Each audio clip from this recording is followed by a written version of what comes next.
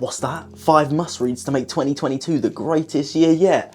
Well, have I got a video for you that will change your 2022? But for real, these 5 books will completely change your life. So 2022 can be your best year yet. You either read these 5 books or you listen to them on Audible. My personal preference is both. I prefer to listen, but I do like to read as well, just so I can sort of annotate, take notes and all that kind of stuff as well. And this is a countdown from 5 to 1 to the most important. So this is my opinion for the most important. The order could change, but you should definitely read these 5 books in this coming year. Faster the better. And the more you read, the better as well. But I'm gonna outline some of my favorite concepts from each of these books as well. Just one concept, I'm not gonna give away too much. So coming in at number 5 is Think Like a Monk by Jay Shetty. This book is incredible. This book is amazing. I absolutely love his philosophies and how he's brought the monk philosophy into the Western world. Obviously, we do not live in an ashram. We have families, we have kids, we have parents, we have different things we got to do, jobs, all that kind of stuff. So you can't bring everything into the Western world. That's understandable. And my favorite part about Think Like a Monk, the paperback version, is it looks like it's from an ashram or something, like an ancient wisdom book, which is really cool. I just think it looks cool once you take the sleeve off of it. But for real, my favorite concept from Think Like a Monk is by far the importance of routines. Not only the importance of routines, but sticking to them as well. So you may have heard people say, you need to wake up early bird gets the worm, that kind of stuff. And it doesn't mean you have to wake up ridiculously early, but being consistent is important, but also the earlier the better. And I know this for myself, but I would definitely recommend that you take a test called Sleep Chronotype so you can figure out when is best for your sleep routine. But what I've noticed with myself is when I wake up earlier, I'm so much more productive. I get all my stuff done. I want to work out. I want to eat healthier. I want to be better. So early mornings for me work very well. Now, the concept that he talks about is waking up earlier. Everyone goes, well, I can't wake up earlier. I don't have enough time. It's like, it doesn't mean you have to wake up like ridiculously early. You can use it incrementally, which Jay talks about in the book. Start waking up 15 minutes earlier, 30 minutes earlier, then 45 minutes earlier, then an hour earlier. But how do you actually start that? Go to bed earlier, period. Practice, train yourself. Your morning routine actually starts with your nighttime routine. If you're on your phone before bed, scrolling, getting that blue light, then of course you're not gonna feel as great waking up in the morning. Of course you're not. That's where it starts. Because I will give you my second favorite concept of this book, which he's spoken about also in a lot of his interviews as well, podcasts and stuff like that. But the importance of not using your phone first thing. Now, when I use my phone in the morning, I notice the difference in my day. So my goal is, how long can I go without using my phone? Straight after I wake up. Now, I have a TV in my room, so I listen to my meditation music and the Kintsugi for the Mind process music on my TV. I don't listen to it with my headphones unless I'm not currently with anyone, but when I was with my ex, I would just put my headphones on, so I would use my phone. I would only use my phone for YouTube, not to scroll and watch videos, just to get the meditation music. That is important. And one of the concepts he spoke about was, you wouldn't let 1,000 people into your room before you've even cleaned your teeth. So why should we let 1,000 people into our mind with social media before we've even cleaned our teeth? We shouldn't. The longer you can leave it, the better. And Jay talks about this as well, where he doesn't even leave his phone in his room when he goes to bed. He charges it outside of his room, so you don't have that urge to pick it up. Get yourself an external alarm clock. That's what I personally did.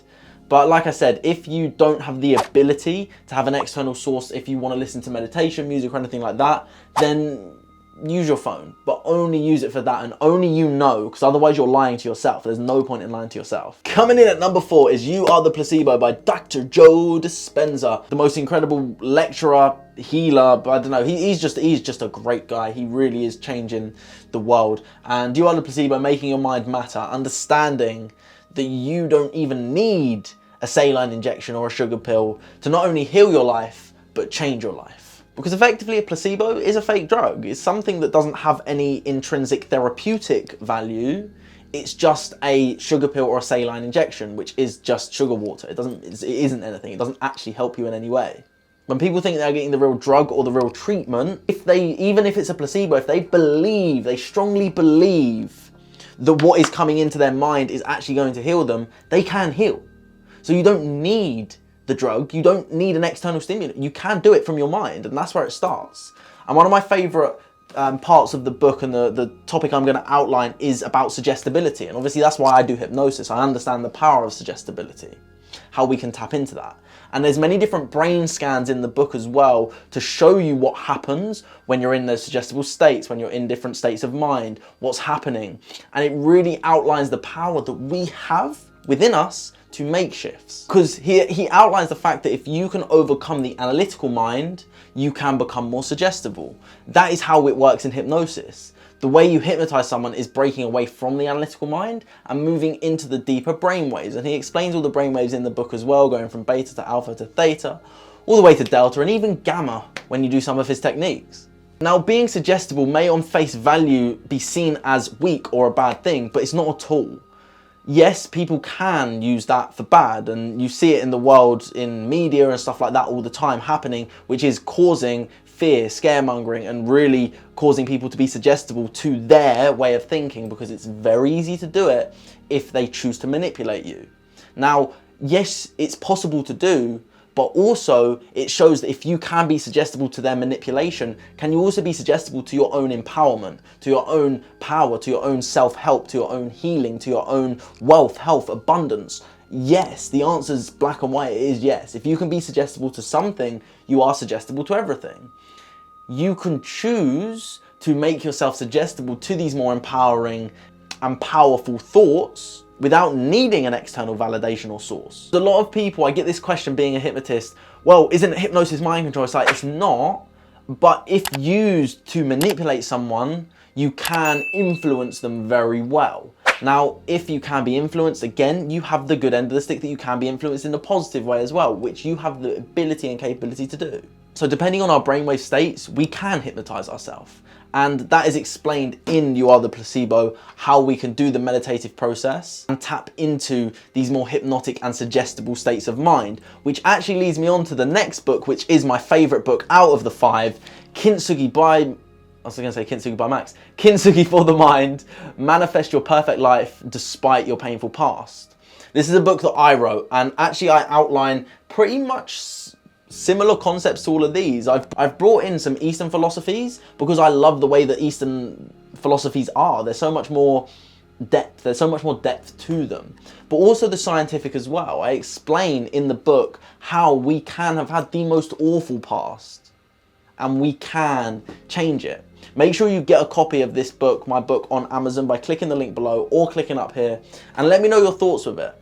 Because also, if you click this video up here, I explain how I'm having psychedelic experiences without taking psychedelics through the Kintsugi for the Mind method, which is a very simple method that you can follow that is like following a recipe to get the same results. Effectively, this book really goes into the what, the why, and the how.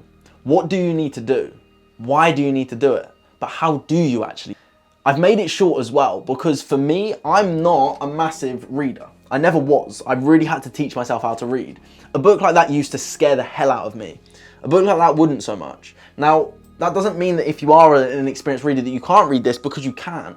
But I wanted to make it accessible for everyone, to give you all the information that you need and actually apply it. Because it's all well and good having all these books, but not applying it doesn't do anything. So that's why I created the combined hypnosis tape with it, so that you can have these mystical experiences without having to spend hours and hours on end. It only takes half an hour. So this one by far is the most recommended out of my choice. Maybe a bit biased, but I kid you not, you will have an amazing 2022 when you read this book. So yeah, if I'm being honest, I couldn't put my book in front of 2 of my favorite books. I just couldn't do it. I just couldn't do it. Even like I know I believe that what my stuff is always going to be better, but no. I can't say that it's better than The Biology of Belief by Bruce Lipton. Bruce Lipton is an incredible mind and really dives into the science, explaining how we can change ourselves at a cellular level and also how we are controlled by our environment. Now, if you click this video up here, I explain a whole process, which I will dive into a little bit, but I'm not going to explain the whole thing because I explain it in this video. But how if we change the environment around us, the cells in our body can actually change. And Bruce did an experiment where he changed cells that were identical, one group into muscle cells, one group into fat cells, and one group into bone cells. So depending on the environment, the internal changed. If we change our environment, science says now with epigenetics, we can now change our inner environment as well. Now, there's many factors to this. 5 closest people to you is the type of person that you will become. That's sort of what it's saying in a nutshell, but there's so much depth to it. And I really highly recommend The Biology of Belief because it is a powerful book to understand that our thoughts matter. And one of the concepts in the book that I absolutely loved was how when he was teaching cellular biology, when he was teaching cellular biology, the students that were seen as the weaker students started to get help from the stronger students. Now, what happened collectively is they all improved as a result. It wasn't just the weaker students, everyone as a collective improved. When you start to see it in front of your eyes, it starts to blow your mind. Obviously, I haven't seen it in front of my eyes. I read his story about what happened. But the fact that we can just help society around us and also gain from helping society around us, then it's just going to get better. And we can create a great life from it. Which then leads on to my favorite book of all time. Drum roll, please. Breaking the Habit of Being Yourself by Dr. Joe Dispenza. How to Lose the Old Mind and Create a New One. Dr. Joe Dispenza is the biggest inspiration in my life. He's actually the reason for the Kintsugi for the Mind method. I wanted to make it shorter, that's it. I believe we should meditate for much longer, but I also know we live in a world of Amazon where we get things next day and people don't want to spend hours on end. And I always encourage people to spend hours on end, but I want to give people the introduction to explain, to sort of get them involved into it. But Breaking the Habit of Being Yourself is an incredible book, and it really is about losing your old self and creating a whole new self, because it is possible.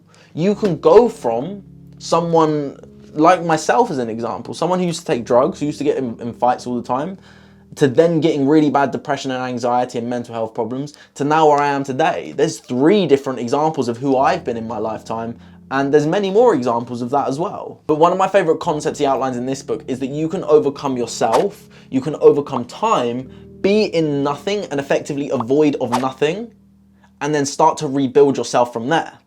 And that's where the creation sets in. That's where you can create something completely new in your life. And he talks about how we memorize emotions, and we can memorize these emotions in different places. And he talks about how we memorize emotions. And up to the age of 35, that is when we start to become fully programmed as a being. So if you're past 35, it was originally thought that you could never change. But there's proof, scientific proof as well, like not just spiritual proof, which I personally prefer, but there's also scientific proof as well to prove that you can change despite what you've been through. And this is where Joe Dispenza outlines it and makes it very simple to understand, bridging that science gap, because there's a lot of science in this book. He is incredibly intelligent, and the science in this book will blow your mind, I promise you that. He proves that with the power of thought and a concentrated practice, that we can shift anything and everything in our life. So these are my top 5 books. Obviously my favorite is going to be Kintsugi for the Mind, just because I know the power that I've learned and how much it shifted my life. I used to be someone who took drugs. I used to be someone who got into fights, who then had really bad anxiety and couldn't speak to people, to now doing what I'm doing today. And all of this work stems from what I've learned, not just from these books, but from my one-to-one experiences with people, from my one-to-one experiences with working with people, but also from my one-to-one experience with ayahuasca, from meditation. All these things really combined it into Kintsugi for the Mind, but you'll notice how all of the books do outline some topics that I talk about in the book as well. So if you want a quick read, I recommend you start with this. I'd recommend you start with it anyway, just because it's a great book.